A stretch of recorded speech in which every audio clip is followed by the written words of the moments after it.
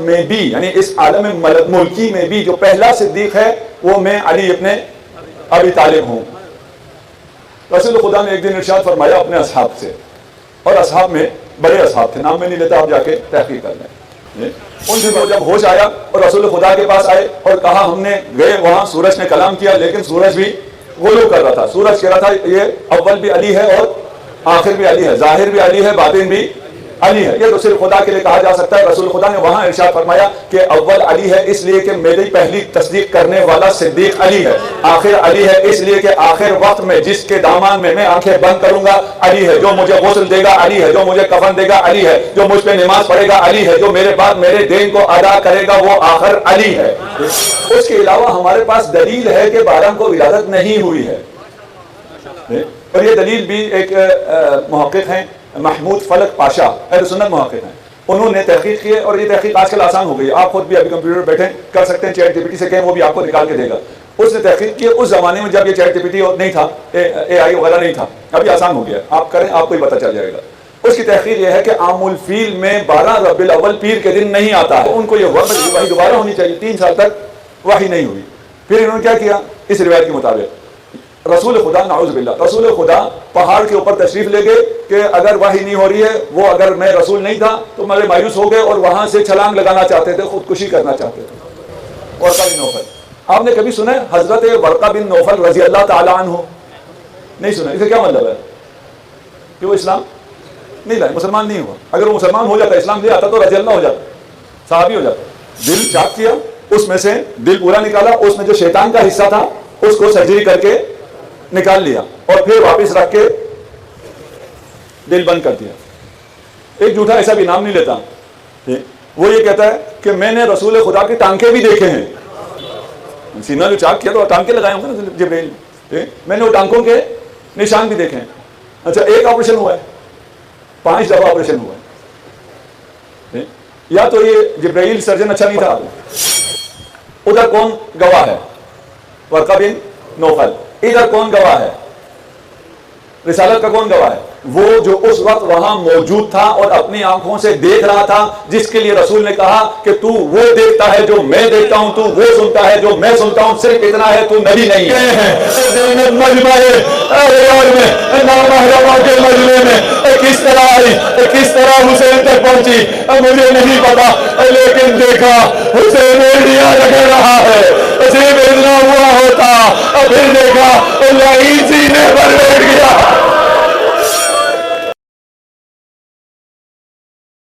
چلتا ہے، میں نے مختصر کر دیا، مجھے آگے پہنچنا ہے۔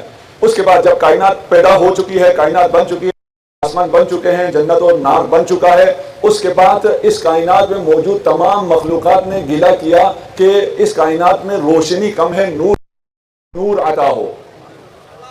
سائنس کے طالب علم ہو تو ڈارک ایج، سائنس والے کہتے ہیں، سائنس والوں کو اس روایت کا پتہ نہیں ہے، یہ روایت بہت قدیم ہے، قدیم کتابوں میں ہے، ڈارک ایج ہے، وہاں انہوں نے شکایت کی ظلمت سے، کہا ہمیں نور عطا ہو۔ خدا نے اپنے نور عظمت سے ایک نور خلق کیا، اسے روح بنایا، اسے جناب سیدہ کی شکل میں خلق کر کے اس نور کو اپنے عرش کی زینت بنایا، اور اس نور سے سارا جہاں کا منور ہو گیا۔ حضرت عبد المطلب کے بارے میں بھی یہی نظریات ہیں کہ وہ بھی کافر ہیں اور فی النار ہیں۔ سیرہ اہل بیت میں، یعنی جو سیرہ اہل بیت سے ہم تک پہنچا ہے، وہ کیا کہتا ہے؟ وہ کہتا ہے کہ ابو طالب رسول کے، عبد المطلب رسول کے حامی تھے، رسول کا تعارف کرانے والے تھے، رسول کی بشارت دینے والے تھے۔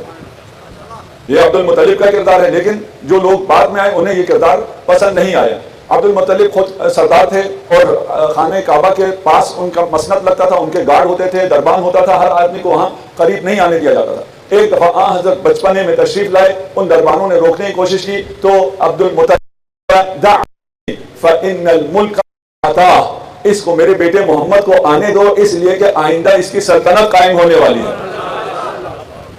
پھر اب کلمہ نظر نہ آئے لوگوں کو تو ہم کچھ نہیں کر سکتے۔ اس کے علاوہ بھی بہت ہے، صرف ایک آیت پیش کر دوں، اس کے بعد میں عبد المطلب سے بھی آگے آ جاؤں گا اور ہم نے آگے کے آبھاس کو دیکھنا ہے۔ وَوَجَدَكَ ضَالًّا فَهَدَىٰ، یہ جو آیت ہے یہ اس سلسلے میں نازل ہوئی ہے کہ رسالت مآب اونٹ چرانے کے لیے تشریف لے جاتے تھے، ایک دن دیر سے آئے، جب دیر سے آئے تو حضرت عبد المطلب نے آ کر خانہ کعبہ کے پردے کو تھام کر اعلان کیا کہ جو بھی میرے محمد کو ڈھونڈ کے لائے گا اسے میں انعام دوں گا۔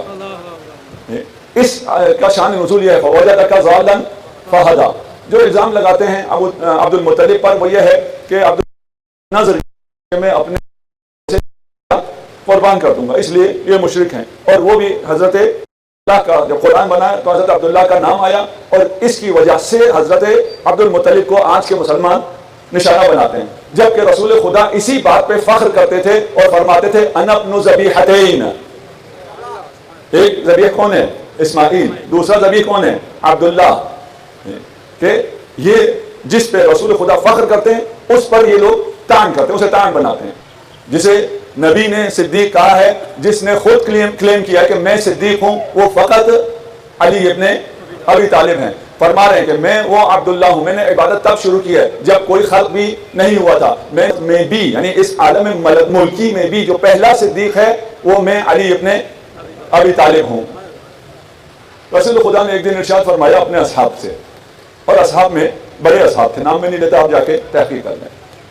ان سے فرمایا کل تم نے علی کے ساتھ بقی جانا ہے، طلوع شمس سے پہلے بقی میں فلاں مقام پہ چلے جاؤ، وہاں جاؤ گے تو شمس سورج تم سے خطاب کرے گا، سورج بولے گا. ہم جب کسی کو پتہ چلے کہ کل سورج بولنے والا ہے تو پھر جانے والے بہت ہوتے ہیں. علیکہ، سورج کو سلام کیا. سورج نے جواب دیا وعلیکہ السلام یا امیر المؤمنین یا اول والآخر یا ظاہر والباطن.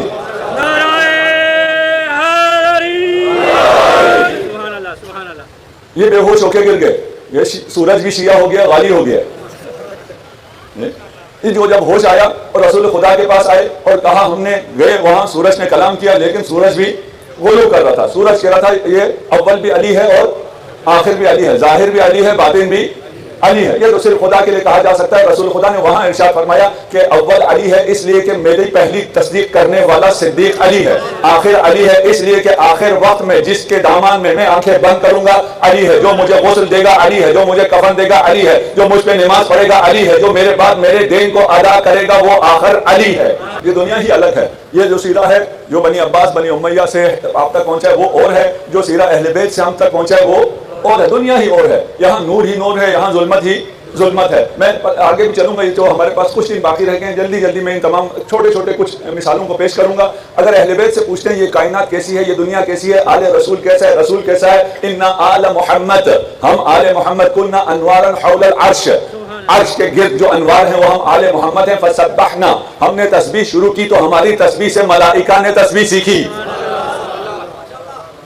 یہ دنیا اور ہے. باقی دنیا، تاریخ دنیا بھی انشاءاللہ میں آپ کے سامنے پیش کروں گا. یہ دنیا یہ کہ ہم حول عرش میں پہلے نور ہم ہیں جنہوں نے تسبیح شروع کی. اس ہماری تسبیح سے فرشتوں نے تسبیح سیکھی، پھر ہم نے تسبیح شروع کی. ہماری تسبیح سے دنیا نے، کائنات نے، زمین نے اور زمین والوں نے تسبیح سیکھی. فنحن الصافون وإنا لنحن المسبحون. آج یہ جو ولادت ملکی ہے، یعنی اس دنیا میں آپ کی ولادت کب ہوئی؟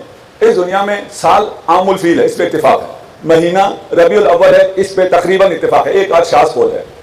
سال عام الفیل، مہینہ ربیع الاول، تاریخ 12 17 یہ مشہور ہے. اس کے علاوہ 9 7 8 اور بھی تاریخیں ہیں، ہمیں دوسرے کام نہیں ہے. ایک تاریخ 12 مشہور ہے اور ایک تاریخ 17 مشہور ہے.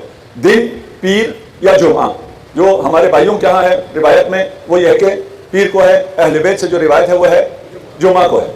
جمعہ ولادت رسول کا دن ہے، اس لیے قیامت تک جتنے جمعے آئیں گے وہ سب عید ہے. وہی جمعے میں اور کیا ہے؟ آپ جمعے میں جائیں گے مسجد میں مولوی کی شکل دیکھتے ہیں، وہ کوئی عید تھوڑی ہے. عید اس لیے کہ جمعے کے دن جناب خاتم الانبیاء تشریف لائے ہیں اور پیر کو جناب رسول خدا کی رحلت ہوئی ہے. یہ اموی سیرے نے کیا کیا ہے کہ رحلت کے دن کو خوشی کا دن بنا دیا ہے. اس کی مثالیں آپ کو آج کل مل رہی ہیں نا جی، آج کل آپ کو مل رہی ہے. غدیر خوشی کا دن ہے، وہ کہتے ہیں نہیں جو خوشی کا دن نہیں ہے. آج کل تو ممکن نہیں ہے. آج کل اتنی کتابیں پہلے سے موجود ہیں، سب کو پتا ہے کون کب گیا ہے کب آیا ہے. آج کل سب کو پتا ہے، لیکن جھوٹ بولنے والوں کے تو کوئی مسئلہ نہیں ہے.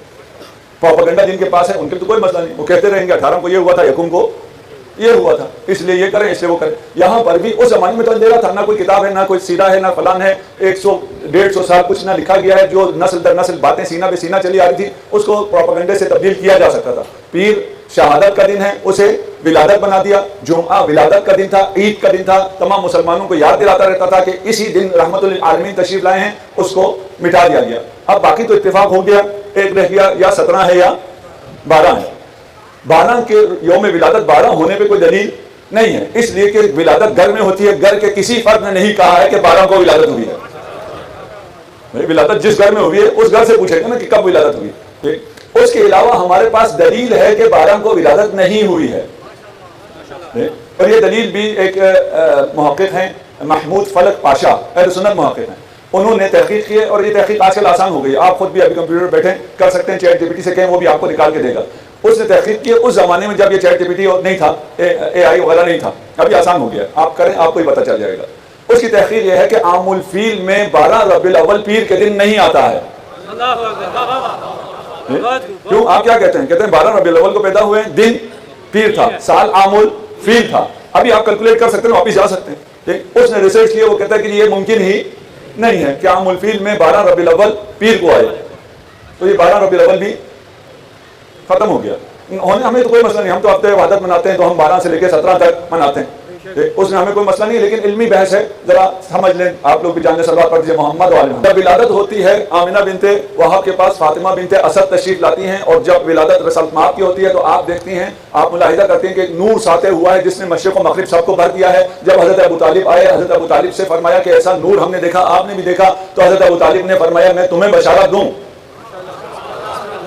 میں تمہیں بشارت دوں. فرمایا فاطمہ بنت اسد نے جی فرمائیے. کہا ایک یہ نور آج طالع ہوا ہے، ایک یہ نور کچھ دن بعد تمہارے گھر میں چمکے گا جب اس نبی کا وصی تمہارے گھر میں آئے گا. اب ہمارے پاس کیونکہ وقت کم رہ گیا ہے، دن بہت کم ہے، ہم 40 سال آگے جا رہے ہیں. رسالت مآب کے تولد کے بعد ہم 40 سال آگے جا رہے ہیں. 40 سال کے بعد کیا ہوا تھا؟ مبعث. اور مکتب اہل بیت میں بہت بڑی اعیاد میں سے ایک عید یوم مبعث ہے. یہاں ہم پھر بھی اس طرح نہیں مناتے. اگر آپ حیدرآباد میں آ جائیں، ایران عراق میں چلے جائیں، لبنان چلے جائیں، جہاں پر مکتب اہل بیت کی صحیح نمائندگی ہے، صحیح نمائندگی سے مراد اکثریت مکتب اہل بیت، وہاں مبعث بہت بڑے اعیاد میں سے ایک عید ہے اور ہونا بھی چاہیے. مبعث کیا ہوا ہے، کیسے ہوا ہے، یہ اس لیے اس پہ تھوڑا سا میں بیان کروں گا کہ ہمارے بچے کورس میں یہ والا پڑھتے ہیں جو سیرہ اموی سے آپ کے پاس آیا ہے. ہمارے بچے یہ پڑھتے ہیں، اور پڑھنے کے بعد ایگزام میں بھی ان کو یہی لکھنا پڑتا ہے. کچھ بچے جن کو پتا ہوتا ہے وہ آ کے ہم سے پوچھتے ہیں کہ ہم صحیح لکھیں یا غلط لکھیں. صحیح لکھیں نمبر نہیں ملتے، غلط لکھیں دل نہیں مانتا. کہ مبعث کیسے ہوا تھا، کیا ہوا تھا، ہم کون سا والا لکھیں، اپنا والا لکھیں یا دوسروں والا لکھیں، یا صحیح لکھیں یا غلط لکھیں. آپ کیا کہتے ہیں، کیا لکھیں؟ صحیح لکھیں، نمبر نہیں ملیں گے، دونوں لکھ دیں. صرف صحیح لکھیں، نہیں بھائی غلط لکھ دو. ابھی میں بیان کر رہا ہوں، میں یہ غلط بیان کروں گا تو کیا ہوگا، کیا ہوگا؟ کچھ نہیں. میں بتا رہا ہوں نا کہ اس نے اس طرح کہا ہے. اس کے بعد جب میں بتاؤں گا کہ اہل بیت نے کس طرح کہا تو آپ کو زیادہ مزہ آئے گا. نقل کفر نہ پڑھ تو آپ لکھ سکتے ہیں، اور لکھتے ہوئے آپ لکھ لیجئے گا. آپ کو میں نے پہلے بھی کہا تھا عن عروہ عن عائشہ، ایک سلسلے سنا تھا، یہ آپ کو بڑی جگہ کام آئے گا. یہی لکھ دیں، لکھنے سے اس کے ٹیچر کو پتہ نہیں ہوگا. پہلے کہیں کہ یہ جو ہے واقعہ مبعث یہ عن عروہ عن عائشہ ایسے آیا ہے. یہ آپ کو پتا ہونا چاہیے. رمضان میں اگر آپ روزہ رکھ کے کوئی بات غلط منسوب کرتے ہیں رسول سے یا کسی امام سے، آپ کا روزہ باطل ہو جاتا ہے. تو وہاں کیا کرنا ہوتا ہے مجھے پتہ نہیں ہے، یہ روایت مجھ تک آئی ہے. آپ کہتے ہیں، آپ نہیں کہیں گے قال الصادق قال الباقر، آپ کہیں گے روایت ہے کہ امام نے یہ فرمایا ہے. صحیح ہو غلط ہو، آپ کا روزہ غلط باطل نہیں ہوگا. ٹھیک. آئیے یہ عن عروہ عن عائشہ، ام المؤمنین عائشہ جب رسول خدا سے ان کی شادی ہوئی ہے تو ان کی عمر کیا تھی؟ 9 سال. اگر ان کی عمر شادی کے وقت 9 سال تھی تو مبعث کے وقت وہ -6 سال کی تھی، -6 کی تھی، جو پیدا ہونے سے 6 سال پہلے روایت کوئی کیسے کر سکتا ہے؟ ہمیں تو نہیں پتا وہ کب پیدا ہوئی، ہمیں پتہ نہیں ہے شادی بھی کب ہوئی، ہم آپ کی بات مانتے ہیں. اگر آپ کی وہ بات ہم نے مان لی تو آپ مبعث کی روایت کو ام المؤمنین سے نہیں لے سکتے، لے نہیں سکتے، منسوخ کرتے رہیں، یہ مرفوع ہو جائے گا. ٹھیک. سند کے لحاظ سے یہی ختم ہو جاتی ہے. اگر کوئی اہل علم بیٹھے ہوں تو سندن یہ روایت قابل قبول نہیں ہے. ٹھیک. پھر بھی ادھر سے استثناء آ جاتا ہے. ہم نے پہلے جو قوانین بتائے تھے نا کہ سیرت کے لیے کچھ قوانین بنائے ہیں موحدین اور شاذ سے زیادہ شاہ کے وفاداروں نے، ویسے کچھ قانون یہاں بھی آ جائیں گے. میں آپ کو اس لیے بتا رہا ہوں کہ آپ اگر کسی سے یہ کہیں ادھر سے کوئی قانون بتا دیں تو آپ سمجھ لیں قانون کون سے ہیں. قانون بنانا تو کوئی مشکل نہیں ہے. چلیے آئیے روایت پڑھتے ہیں. روایت شروع ہوتی ہے کہ ایک عرصہ ہوا رسول خدا نے سچے خواب دیکھنا شروع کیے. ہم تو کہتے ہیں شروع سے ہی رسول خدا ہر جو خواب دیکھتے تھے سچا دیکھتے تھے. چلیں اس میں کوئی مسئلہ نہیں ہے کہ 40 برس کے شروع میں یا پہلے کچھ عرصے سے سچا خواب دیکھنا شروع کیا اور غار ہرا جانا شروع کیا، یہاں تک بھی ٹھیک ہے. فجاءہ الملک فقال اقرأ، ملک آیا ہے، جبرائیل آیا ہے، رسول غار میں ہیں اور کہہ رہے ہیں پڑھ. رسول کیا فرماتے ہیں؟ ما انا بقارئ، مجھے تو پڑھنا نہیں آتا۔ وہ جبرائیل کیا کرتے ہیں؟ رسول کہتے ہیں فاخذنی فغطنی حتی بلغ منی الجہد، اس نے مجھے پکڑا، مجھے جھنجھوڑا، مجھے دبایا، یہاں تک کہ میری چیخیں نکل گئی۔ نعوذ باللہ۔ میں تو صرف روایت پڑھ رہا ہوں نا، روایت پڑھنے میں کوئی حرج نہیں ہے۔ ٹھیک، اب یہ 3 دفعہ ہے، میں 3 دفعہ نہیں پڑھوں گا، یہ 3 دفعہ ایسا ہوا۔ وہ کہتا تھا اقرا، رسول کہتے تھے مجھے تو پڑھنا نہیں آتا، تو کیسا ملا کہ تجھے یہ پتہ نہیں ہے پڑھا لکھا کون ہے اور ان پڑھ کون ہے؟ تو مجھے آ کے کہتا ہے پڑھ، میں تو پڑھ سکتا ہی نہیں ہوں۔ جب تیسری دفعہ زیادہ زور سے دبایا ہوگا کہ رسول خدا نے کہا چل اب تو بول، جو بھی بولتا ہے میں پڑھتا چلا جاتا ہوں۔ ثم ارسلنی، جب اس نے مجھے چھوڑا تو میں نے پڑھنا شروع کیا، وہ آیت اقرا بسم ربک الذی خلق آیت نازل ہو گئی۔ اس کے بعد روایت چل رہی ہے کہ میں گھبرا کر میں آیا حتی دخل علی ختیجہ، ختیجہ کے گھر میں آیا اور میں نے کہا زملونی زملونی، مجھے کچھ اڑاؤ، اور جب اڑایا حتی ذهب عني الروع، کہ وہ جو خوف میرے دل میں تھا، میں ڈر گیا تھا، گھبرا گیا تھا، وہ جب میری بیگم نے مجھے چادر پہنائی تھوڑا سا مجھے آرام آیا، اس کے بعد وہ خوف میرے دل سے نکل گیا۔ لقد خشیت علی نفسی، مجھے اپنے آپ سے ڈر لگا۔ اپنے آپ سے ڈر لگا کا مطلب دوسری روایت بھی ہے، اس روایت میں نہیں ہے، غلط میں نسبت نہیں دے رہا، ایک اور روایت ہے اس میں یہ ہے کہ مجھے ڈر لگا کہ میں کہیں مجنون تو نہیں ہو گیا۔ اس کا مطلب وہی ہے، مجھے اپنے آپ سے ڈر لگا کا مطلب یہی ہے، ہم پھر بھی نسبت نہیں دیتے۔ پھر حضرت خدیجہ حضرت کو لے کے ورقہ بن نوفل کے گئے۔ اچھا یہ ساری باتیں چل رہی ہیں، اب ذرا دیکھیں ورقہ بن نوفل کا کیا تعارف آتا ہے۔ کانا یکتب الکتاب العربی، ورقہ بن نوفل وہ ہے جو عربی اچھی لکھ لیتا ہے، اچھا رائٹر ہے۔ وَيَكْتُبُ مِنَ الْإِنْجِيلِ بِالْعَرَبِي مَا شَاءَ، انجیل بھی اس کا علم تھا، اس کو عربی میں کر کے جو چاہے وہ لکھ سکتا تھا۔ یہ تعارف کیوں آیا؟ بھائی ورقہ بن نوفل کے پاس آیا تو ورقہ بن نوفل کے لیے کہنے کی کیا ضرورت ہے کہ اس کی عربی اچھی تھی اور انجیل کی ساری باتیں اس کو پتہ تھی اور اسے وہ عربی میں لکھ سکتا تھا؟ یہ کیوں آیا؟ یہ غذا دی جا رہی ہے کفار کو کہ تم اگر کل الزام لگانا چاہو کہ رسول نے جو سیکھا ہے وہ ورقہ سے سیکھا ہے اور یہ قرآن اس نے لکھ کے دیا ہے، تو اس کے لیے یہ مواد فراہم کیا جا رہا ہے۔ پتہ نہیں آپ لوگ مستشرقین کو پڑھتے ہیں یا نہیں پڑھتے؟ ان کی طرف سے جو اسلام پہ سارا اعتراض آتا ہے اس روایت کی بنا پہ آتا ہے، اور ان روایت میں ایسی چیزیں موجود ہیں۔ چلیں ہم آگے چلے جاتے ہیں۔ کانا شیخن کبیرا، اس کے بعد ورقت ہے کا ایسا ہی ہے نا، ادھر کیا کہتا ہے؟ ھذا الناموس الذی انزل علی موسیٰ، یہ جو جبرائیل تمہارے پاس آیا یہ وہی ہے جو موسیٰ علیہ السلام پہ آتا تھا۔ اس کو کہنا کیا چاہیے تھا؟ عیسائی کیا کہے گا؟ جو عیسیٰ پہ نازل ہوتا تھا۔ اسے موسیٰ کا علم کہاں سے ہے؟ یہ میں ابھی ٹائم نہیں ہے ان کو مزید کھولوں، یہ ان کو مواد دیا جا رہا ہے، اور اس کے بعد اگر آپ ان کی مستشرقین کی کتابیں پڑھیں گے، ان کے اعتراضات پڑھیں گے، آپ کو یہ چیزیں سمجھ میں آنا شروع ہو جائے گا۔ ہم اپنی روایت پڑھیں گے، یہاں پہ اس وقت تھوڑا سا تبصرہ کریں گے، ابھی ہم نے اس کو چھوڑ دیا۔ اس کے بعد کیا ہوا؟ زہری نقل کرتا ہے، زہری یاد ہے؟ زہری یاد ہے نا؟ ٹھیک ہے، اب زہری کی روایت سنیں۔ زہری کہتا ہے کہ اس کے بعد وحی کا سلسلہ 3 سال کے لیے رک گیا۔ اب رسول خدا کو پتہ تو نہیں تھا جو آیا وہ کون ہے، ورقہ نے بتایا وہ جبرائیل ہے، وہی ہے جو موسیٰ پہ نازل ہوا ہے، تو ان کو یہ ہوا بس یہ وحی دوبارہ ہونی چاہیے۔ 3 سال تک وحی نہیں ہوئی۔ پھر انہوں نے کیا کیا؟ اس روایت کے مطابق رسول خدا، نعوذ باللہ، رسول خدا پہاڑ کے اوپر تشریف لے گئے کہ اگر وحی نہیں ہو رہی ہے، وہ اگر میں رسول نہیں تھا تو میرے مایوس ہو گئے اور وہاں سے چھلانگ لگانا چاہتے تھے، خودکشی کرنا چاہتے تھے۔ اس جنگ میں کوئی بھی نہیں ہوگا، آپ میں سے کوئی کسی کو پہچانتا بھی نہیں ہوگا جس نے خودکشی کا اٹیمپٹ کیا ہو۔ کون کرتا ہے خودکشی؟ انتہائی بزدل شخص یا ذہنی مریض۔ یہاں کہا جا رہا ہے کہ رسول خدا خودکشی کرنا چاہتے تھے، جبرائیل آئے اور انہوں نے کہا یا محمد انک رسول اللہ حقا، خودکشی نہیں کرو، تم اللہ کے رسول ہو۔ اتنا شکر ہے کہ رسول اللہ نے پہچان لیا یہ جبرائیل ہے، پھر ورقہ کے پاس نہیں آئے۔ اچھا، ایک دفعہ اٹیمپٹ کی خودکشی کی، جبرائیل نے بچا لیا، اس کے بعد پھر وہی نہیں آئی، رسول خدا پھر پہاڑ پہ چڑھ گئے۔ زہری ہے، زہری لکھے گا تو ایسے ہی کچھ لکھے، رسول خدا پھر پہاڑ پہ چڑھ گئے، جبرائیل دوبارہ آیا کہ انکا رسول اللہ حقا۔ یار آپ کو اگر کوئی ایک آدمی کہتے کہ آپ سچ ہیں اور آپ میری طرف سے نمائندہ ہیں تو اس کو لیے دوبارہ کہنا پڑتا ہے؟ نہیں تو دوبارہ آپ چھلانگ لگانے چلے جاتے ہیں کیا کریں؟ یہ ورقہ بن نوفل ہے جس کی بات پر پورا اسلام چل رہا ہے، پوری رسالت کا گواہ کون ہو گیا؟ ورقہ بن نوفل۔ آپ نے کبھی سنا ہے حضرت ورقہ بن نوفل رضی اللہ تعالی عنہ؟ نہیں سنا۔ اسے کیا مطلب ہے؟ کہ وہ اسلام نہیں لائے، مسلمان نہیں ہوا. اگر وہ مسلمان ہو جاتا، اسلام لے آتا تو رضی اللہ ہو جاتا، صحابی ہو جاتا. جو اسلام نہیں لایا ہے اس کی تصدیق پر ہم پورے اسلام پہ چل رہے ہیں. اب دشمن کو تو موقع ملتا ہے. ابھی ہم کیا بیان کر رہے ہیں؟ ہم وہ سیرہ جو بنی امیہ بنی عباس کی طرف سے آیا وہ بیان کر رہے ہیں، اور اس مقدمے کے بعد ہمیں سمجھ میں باتیں تھوڑی سی بہتر آ جائیں گی. اگلی چیز آپ نے اگر سنا ہو شق الصدر کا واقعہ، رسول خدا کا سینہ چاک کیا گیا. سینہ چاک سے مراد کیا ہے؟ مطلب واقعہ آپریشن ہوا.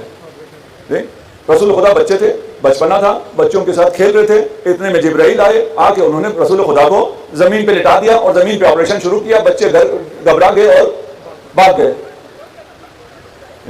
یار کوئی کسی نے اوپن ہارٹ سرجری سڑک پہ کی ہے؟ وہ جا کے انہوں نے اپنے والدین سے کہا، ماؤں سے کہا کہ ایسا ہوا ہے، اور انہوں نے کیا کیا؟ فاستخرج القلب، جبرائیل آئے، سینہ چاک کیا، دل نکالا، فاستخرج منہ علقہ، اس میں سے ایک لوتھڑا نکالا، فقال ھذا حظ الشیطان منک. استغفر اللہ ربی واتوب. دل چاک کیا، اس میں سے دل پورا نکالا، اس میں جو شیطان کا حصہ تھا اس کو سرجری کر کے نکال لیا اور پھر واپس رکھ کے دل بند کر دیا. ایک جھوٹا ایسا بھی نام نہیں لیتا، وہ یہ کہتا ہے کہ میں نے رسول خدا کے ٹانکے بھی دیکھے ہیں. سینہ جو چاک کیا تو ٹانکے لگائے ہوں گے نا جبرائیل، میں نے وہ ٹانکوں کے نشان بھی دیکھے ہیں. اچھا ایک آپریشن ہوا ہے، 5 دفعہ آپریشن ہوا ہے. یا تو یہ جبرائیل سرجن اچھا نہیں تھا، یا شیطان کوئی بہت زیادہ مضبوط تھا، بار بار آ جاتا تھا. آج جدید سائنس آج بھی اس کو مانتے ہیں، آج اس کو مانتے ہیں. آج آپ نے کچھ سنا ہوگا نا، کچھ 1-2 چینل بھی ایسے ہیں کہ زمین جو ہے گول نہیں ہے، کیونکہ ہمارے بڑوں نے کہا ہے کہ زمین مسطح ہے، گول کوئی نہیں ہے. آج کے اس دور میں بھی اس بات کو مانتے ہیں. آج کتنی اوپن ہارٹ سرجری ہو گئی، اسکین ہو گیا، سب کچھ ہو گیا کہ ایک گناہگار سے گناہگار تک جو شخص ہے اس کے بھی دل میں کوئی شیطان کا لوٹلا نہیں ملا ہے. تو یہ شیطان کا ہے دل، ہم تو سب نے دیکھا ہوگا نا، نکال دیتے ہیں باہر، سینہ چاک کرتے ہیں، کہیں بھی ایسا نہیں آیا. یہ کہاں سے آیا ہے؟ یہ اسرائیلیات سے آیا ہے. اسرائیلیات اگر سمجھتے ہیں تو بیان، اگر نہیں سمجھتے ہیں تھوڑا سا پڑھ لیں. میں بس ابھی ٹائم ختم ہو رہا ہے اور میں آگے پہنچنا چاہتا ہوں. مجبوری یہ بھی ہے کہ میں ان کو بھی سمجھانا چاہتا ہوں. آج میں تھوڑا سا آرام سے چاروں کی کچھ باتیں منتقل ہو جائیں. اسرائیلیات یہ ہوتا ہے کہ جو لوگ یہودی تھے، نصارہ تھے، وہ جو مسلمان ہوئے، وہ راوی جو رسول خدا کے پاس 2 سال رہے، اس کے بعد انہیں تھوڑا چسکا لگا یار اس قسم کی باتیں آگے پہنچانی چاہیے، تو وہ ان کو رسول کے بعد جب کچھ نہیں ملتا تھا تو ان کے پاس چلے جاتے. کعب احبار کا آپ نے نام سنا ہوگا. اس کے بعد وہ نقل کرتے تھے، رسول سے بھی نقل کرتے تھے اور کعب احبار سے بھی نقل کرتے تھے. اس کی باتیں بھی کرتے تھے اور رسول کی بات بھی کرتے تھے. تو لوگ مسلمان بیچارے غریب کیا سمجھتے تھے؟ یہ جب کہہ رہا ہے صحابی تو یہ رسول کی بات کر رہا ہوگا. اس کی مثالیں بھی ہیں، ثابت بھی ہے. اچھا یہاں پر ایک استثناء دیا گیا ہے اسی اسرائیلیات میں کہ جب بھی جو بچہ اس دنیا میں آتا ہے شیطان اس کو چھوتا ہے اور اس کے دل میں وہ لوتھڑا بن جاتا ہے. صرف ایک استثناء ہے، حضرت عیسیٰ اور حضرت مریم، اس کو شیطان نہیں چھو سکا ہے. اس سے پتہ چل گیا نا یہ روایتیں کون بنا رہے ہیں؟ یہ عیسائی بنا رہے ہیں. اور اس کو بنا کے حضرت عیسیٰ کو اور حضرت مریم کو انہوں نے استثناء دے دیا کہ وہ بہت زیادہ پاک ہیں، پاکیزہ ہیں، باقی سارے تم سب ایسے ہی ہو. یہ قرآن کے خلاف. ہم نے کہا قرآن حاکم ہے، سیرہ میں جہاں سے بھی آئے گا، جس سے بھی آئے گا، ہم نہیں دیکھیں گے یہ کون ہے، کس کتاب میں ہے. ہم دیکھیں گے جو قرآن کہہ رہا ہے اس کے مطابق ہے، لیں گے. اگر قرآن کے مطابق نہیں ہے نہیں لیں گے. ان عبادی لیس لک علیہم سلطان. شیطان سے کہا جا رہا ہے کہ جو میرے بندے ہیں ان پر تمہارا کوئی بس نہیں چلے گا. اور ہمارا اہل بیت سے جو ہے وہ یہ ہے کہ شیطان میں سے کوئی شیطان مسلمان نہیں ہو، کوئی شیطان موحد نہیں ہو، لیکن وہ شیطان جو رسول کو بہکانے آنے کی کوشش کرتا تھا وہ خود مسلمان ہو گیا ہے. اب آئے روایت اہل بیت. میں تھوڑا سا مختصر کر کے پڑھوں گا تاکہ اس کو پڑھ سکوں اور یہاں میں تھوڑا سا نتیجہ لے سکوں. فلما استکمل 40 سنہ، روایت اہل بیت کے مطابق جب 40 سال مکمل ہوئے، نظر اللہ عز وجل الى قلبہ، اللہ نے قلب مصطفیٰ کی طرف نگاہ کی، فوجدہ افضل القلوب واجلها واطوعها واخشاها واخصها. جب قلب مصطفیٰ کو دیکھا تو ایسا پاک دل تھا، ایسا طاہر دل تھا، ایسا متقی دل تھا جیسا دنیا میں کسی کا بھی نہیں ہے. وہ جو اوپن ہارٹ سرجری ہوئی ہے وہ بعثت سے پہلے بھی ہوئی ہے. کیوں؟ اس لیے کہ جب وہ دیکھیں گے، ورقہ بن نوفل دیکھیں گے، میں باقیوں کے نام نہیں لیتا، بنی امیہ بنی عباس کے، وہ جب دیکھیں گے رسول کا دل ان کو سیاہ ملے گا، گندا ملے گا، آپریشن کرنا پڑے گا. لیکن جب اہل بیت بتا رہے ہیں کہ اللہ نے جب دیکھا ایسا دل ہے جیسا دل ہے ہی نہیں کسی کا. خلاصہ پیش کر رہا ہوں. اذن فتحت الابواب السماء لمحمد صلی اللہ علیہ وآلہ وسلم. اور اس کے بعد بہت تفصیل ہے, میں آگے چلتا ہوں. جبرائیل نازل ہوئے, بہت سی اس میں باتیں ہیں, بہت سے فضائل ہیں. اور اس کے بعد جب جبرائیل نازل ہوئے, جبرائیل نے کہا اقرا. محمد مصطفیٰ صلی اللہ علیہ وآلہ وسلم نے فرمایا صلی اللہ علیہ وسلم, وہاں کیا تھا, ما انا بقاری, یہاں فرمایا ما اقرا, کیا پڑھوں بتاؤ, سبحان اللہ, اقرا بتاؤ کیا پڑھوں, یعنی کہ ما انا بھی قاری. پھر کوئی جنگ شروع نہیں ہوئی. جبرائیل نے کہا کہ اقرا بسم ربک الذی خلق. اس کے بعد جبرائیل چلے گئے اور محمد مصطفیٰ واپس تشریف لائے. یہاں میں صرف اتنا بتا دوں, وحی جو آتی ہے, اور اس کو آپ تفسیر الکوثر میں پڑھ لیجئے اسی آیت کے ذیل میں, وحی پورے وجود مصطفیٰ پر نازل ہوتی ہے. وحی صرف کانوں سے نہیں سنی جاتی, صرف آنکھوں سے نہیں دیکھا جاتا. جو چیز پورے وجود پہ آئے اس میں شک نہیں ہوتا ہے. اس کے بعد جب رسول خدا غار حرا سے نیچے اتر رہے تھے, جس چیز کے پاس سے بھی گزرتے تھے, ہر شجر, ہر درخت, ہر پتھر, ہر دیوار کہتی تھی السلام علیک یا محمد. تفصیل ہے جو سلام کیا ہے اور جو درود بھیجا ہے رسول خدا پر. اب ایسا رسول ڈرے گا, خوف کرے گا, ورقہ بن نوفل کے پاس جائے گا جو اس کو پوری کائنات سلام کر رہی ہو, السلام علیک یا خاتم النبیین. اسے شک ہوگا, جس نے اپنے پورے وجود سے وحی کو لیا ہے, اسے شک ہوگا کہ میں نبی ہوں یا نبی نہیں ہوں. پھر وہاں ورقہ بن نوفل میں نے چھوڑ دیا تھا کہ اس نے کہا تھا کہ تمہیں تمہاری قوم تمہارے خلاف ہوگی, خوب ڈرایا بھی تھا. ٹھیک, یہاں خدا جو رسول خدا کو تسلی دے رہا ہے, بشارت دے رہا ہے, سوف یبلغک ربک اقصی منتہی الکرامات, آپ کو منتہی الکرامات ملیں گی. ویرفعک ارفع درجات وسوف ینعم ویفرح اولیائک بوصیک علی ابن ابی طالب. میں وقت کم ہے, روایت طولانی ہے, بس میں چاہتا ہوں آج یہ مکمل ہو جائے. یہ پھر بشارتوں کا سلسلہ ہے کہ تیرا علم پوری دنیا میں پھیلے گا باب علم کے ذریعے. تجھے تمہاری آپ کی آنکھوں کو ٹھنڈک ملے گی آپ کی بیٹی فاطمہ الزہرا سلام اللہ علیہا کے ذریعے. ام المومنین کی بشارت ہے, جناب سیدہ کی بشارت ہے. اور پھر ان دونوں سے 2 شہزادے پیدا ہوں گے جو کہ سیدہ شباب اہل جنہ ہوں گے. سوف یضع فی یدک لواء الحمد, آپ کے ہاتھ میں لواء حمد رکھا جائے گا. آپ اس لواء حمد کو علی ابن ابی طالب کے سپرد کریں گے, اور علی کے سربراہی میں, علی کے علمبرداری میں, آپ کی سربراہی علی کی علمبرداری میں آپ دونوں جنت کی طرف تشریف لے جائیں گے. دوسری روایت میں اول من یدخل الجنہ علی ابن ابی طالب. اب وقت کم رہ گیا, میں صرف آپ کو فرق بتا دوں. ادھر کون گواہ ہے, ورقہ بن نوفل. ادھر کون گواہ ہے, رسالت کا کون گواہ ہے, وہ جو اس وقت وہاں موجود تھا اور اپنی آنکھوں سے دیکھ رہا تھا, جس کے لیے رسول نے کہا کہ تو وہ دیکھتا ہے جو میں دیکھتا ہوں, تو وہ سنتا ہے جو میں سنتا ہوں, صرف اتنا ہے تو نبی نہیں ہے. وہاں ایک عیسائی گواہ ہے, یہاں کون گواہ ہے, یہاں علی ابن ابی طالب گواہ ہے. روایات بھی سب کچھ ہے, آیت بھی گواہی دے رہی ہے. قل کفی باللہ شہیدا بینی وبینکم ومن عنده علم الکتاب. اگر یہ عیسائی آپ پر اعتراض کرتے ہیں اور آپ سے کہتے ہیں اپنی رسالت پر گواہ بتاؤ, تمہاری آپ کی رسالت پر میں اللہ کافی ہوں, اور میرے ساتھ مثلا شریک کے ساتھ گواہی دینے میں شریک وہ ہوگا جس کے پاس علم ہے کتاب کا. اس پر اتفاق ہے, اجماع ہے کہ علم کتاب صرف اور صرف علی ابن ابی طالب کے پاس ہے. میں وقت کی تنگی کی وجہ سے مجھے نہیں مزہ آیا, جب اس روایت کا حق تھا نا, میں نے بہت ایسی جگہ چھوڑ دی ہیں کہ مجھے ابھی اذیت ہو رہی ہے کہ فضائل کے ایسے سمندر تھے. اب دیکھیے یہ فضائل ہیں, یہ روایت اگر بعثت کی پیش کر دی جائے جس کے ہر جگہ پر علی ہے, فضائل امیر المومنین ہے, یہ تو پیش نہیں کی جا سکتی. یہ پیش نہیں کریں گے تو کیا پیش کریں گے, ورقہ بن نوفل کو پیش کرنا پڑے گا. اس کی وجہ سے اسلام مخدوش ہو جاتا ہے. آپ در اہل بیت سے ہٹے کچھ بھی باقی نہیں رہتا. یہ تو ہمارا دل بہت بڑا ہے, ہم کچھ بھی نہیں کہتے, بہت بڑا دل ہے ہمارا, ہم کچھ بھی نہیں کہتے, ہم کہتے ہیں سب ٹھیک ہے جی, بھائی بھائی ہیں, آپ بھی ٹھیک ہیں, ہم بھی ٹھیک ہیں. بہرحال یہ سیرہ نبوی ہے, اسے پڑھنا, اسے سمجھنا ہر مسلمان پر فرض ہے.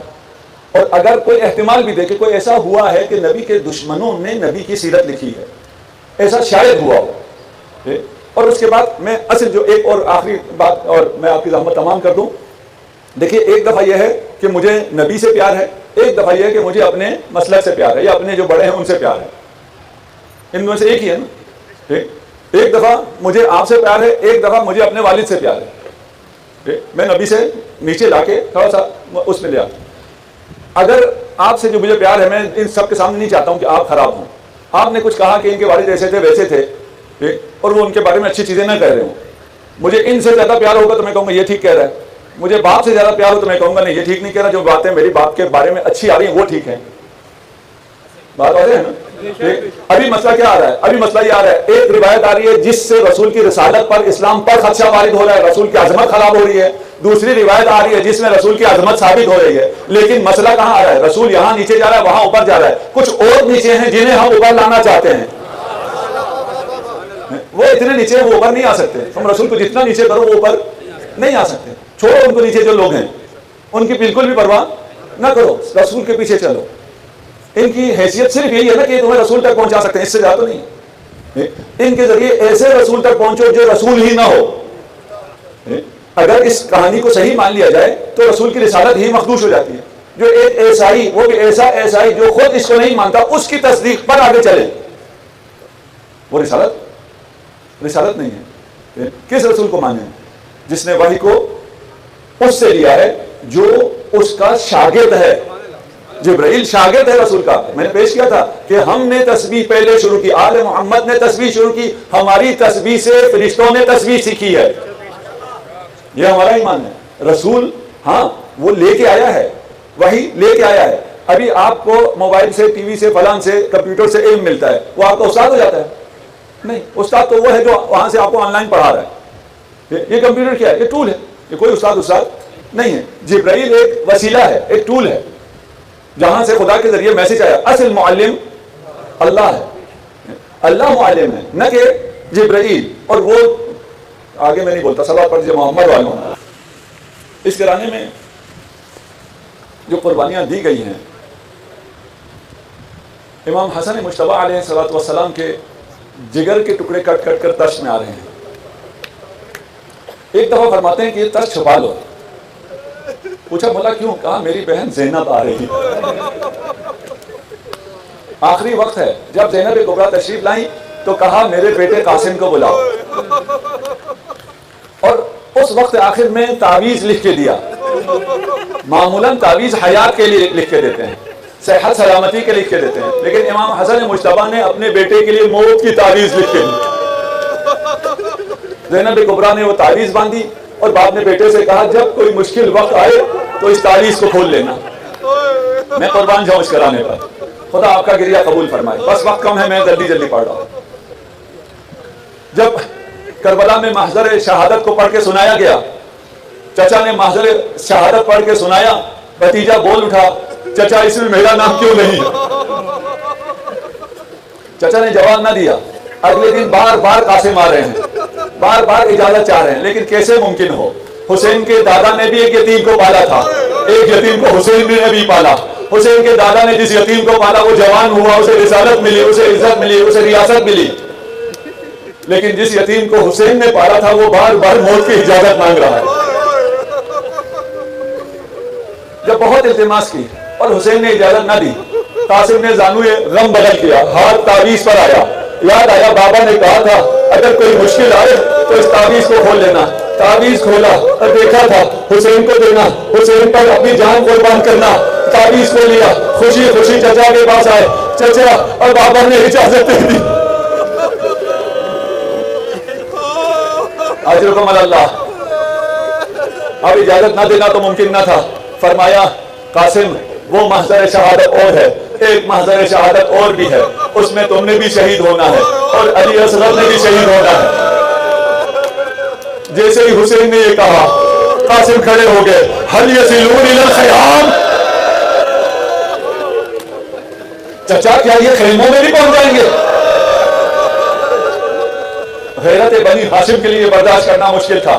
فرمایا نہیں بیٹا میں علی اصغر کو لے کر جاؤں گا. قاسم کو تیار کیا، امامہ علی سر پر رکھا. خود تیار کرنے کے بعد قاسم کا گریبان چاک کر دیا. پوچھا چچا یہ کیوں کیا؟ کہا یہ یتیموں کی نشانی ہے. پھر حسین نے ایسا کیا جو کسی کے ساتھ نہ کیا. جب قاسم کو روانہ کرنا چاہا، قاسم کو گلے سے لگا کر اتنا روئے کہ چچا بھتیجا دونوں بے ہوش ہو کر گر گئے.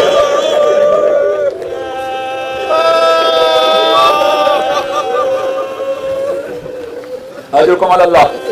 بس مختصر کر دیا. داد شجاعت دی. قاسم نے پکارا. جب قاسم نے پکارا تو امام حسین औकात की मानंद तशरीफ ले गए। तारीख वालों ने मक्तल ने लिखा है कि हुसैन को जुल्फ़िकार के साथ यूं आते देखा, इधर की फौज उधर हो गई, उधर की फौज इधर हो गई, और फौजों के इतना पाँव तले और घोड़ों के सुओं तले कासिम पायमाल हो गया। इस मंजर को इमाम ज़मां बर्दाश्त नहीं कर सकते। आप न जाने कैसे बर्दाश्त करेंगे।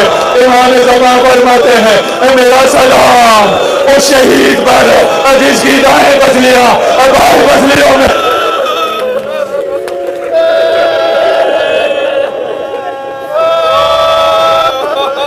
अल्लाह।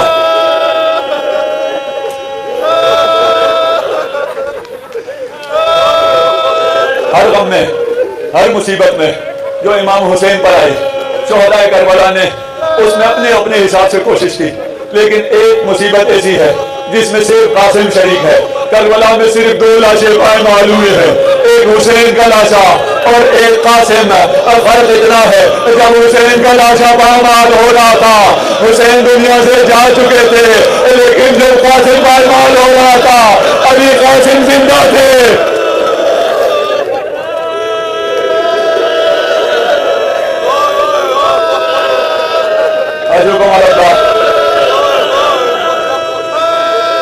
जब कासिम ने चचा को पुकारा, चचा आए, कासिम तूने पुकारा, मैं तेरे लिए कुछ ना कर सका। रावी कहता है कि कासिम ऐसे पामाल हुए थे कि इतनी खाक उड़ी थी, जब खाक देखी तो हमने देखा हुसैन कासिम के साथ आने पर है, कासिम एरिया लगा रहा है। ये मंजर फिर तकरार हुआ, लेकिन देखने वाला हुसैन न था, देखने वाली ज़ैनब थी। जब ज़ैनब ने सदा सुनी, हुसैन को ऐसे गिरे, धूल उठना शुरू हुई। ज़ैनब आई हुसैन की तरफ, मुझे नहीं मालूम ज़ैनब कैसे आई हो। हुसैन जब गए हैं तो घोड़े पर गए हैं। ज़ैनब मजमे में नामहरमा के मजमे में किस तरह आई, किस तरह हुसैन तक पहुंची मुझे नहीं पता, लेकिन देखा हुसैन एड़ियां लगा रहा है। सिर्फ इतना हुआ होता, फिर देखा लईन सीने पर बैठ गया। अस्सलाम वालेकुम दोस्तों, कैसे हैं आप सब। उम्मीद करता हूँ आप सब खैरियत से होंगे। हमारी ये वीडियो आपको कैसी लगी है हमें कमेंट सेक्शन में ज़रूर बता दिया करें, और हमारी वीडियो को लाइक, सब्सक्राइब और शेयर भी ज़रूर किया करें, ताकि इससे हमारी हौसला अफजाई होती रहे। और आपसे ये रिक्वेस्ट रहती है कि हमारी इस वीडियो को अपने दोस्त, अहबाब और रिश्तेदारों के साथ ज़्यादा से ज़्यादा शेयर किया करें, ताकि हर आने वाली नई वीडियो उनके पास भी बर वक़्त पहुँच सके, और वो भी ज़िक्र मोहम्मद वाले मोहम्मद से महसूर हो सकें। अल्लाह ताला से दुआ है कि अल्लाह ताला आपको अपने हिफ्ज़ ईमान में रखे। वीडियो देखने का बहुत शुक्रिया। अस्सलामु अलैकुम व रहमतुल्लाह।